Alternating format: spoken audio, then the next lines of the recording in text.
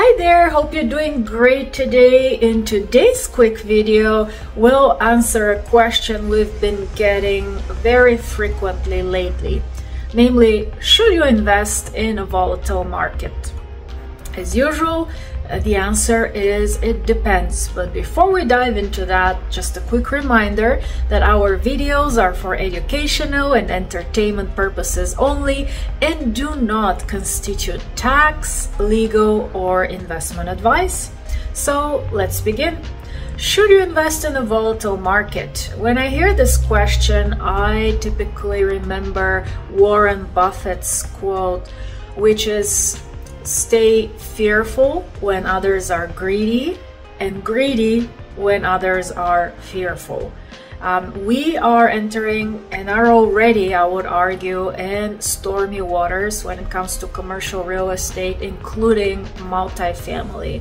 And I view this as a time of great opportunity to purchase assets at a more reasonable basis, but not doing that at all costs. So how are we approaching the current volatile market environment?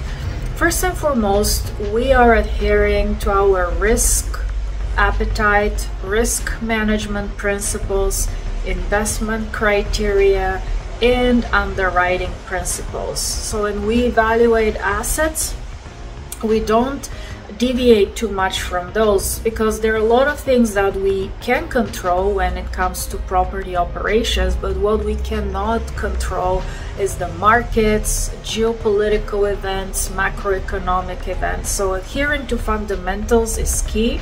As a result of that, we tend to say no to a lot more opportunities that we say yes to. In fact, in the past couple of years, we've only done one deal a year, which is not a lot. Secondly, we focus on key management principles around liquidity, in other words, cash on the balance sheet, and cash flow. So when it comes to liquidity, we definitely make sure that we raise adequate reserves up front, both for operations as well as capex. Believe me, this is not an easy discussion to have, because very often the more equity you raise, the lower your returns are. But at the end of the day, we like to enter deals and evaluate deals on a risk-adjusted basis. So even though raising more capital up front to build that rainy day fund for the events we cannot control or predict provides more buffer.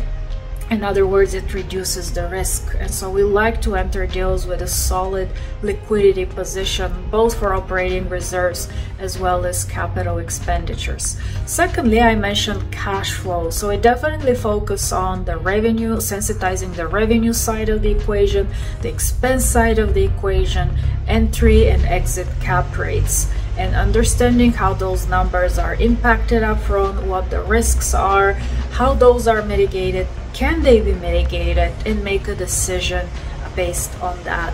So at the end of the day, should you invest in a volatile market? Well, it depends on your own risk tolerance, investment criteria, and personal objectives.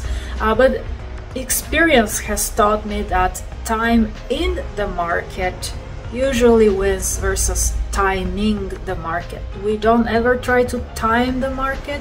I haven't figured out how to do that, and frankly, I don't really want to do that. So we hope you found today's video helpful, and if you did, please like, share, and subscribe, and we'll see you at the next one.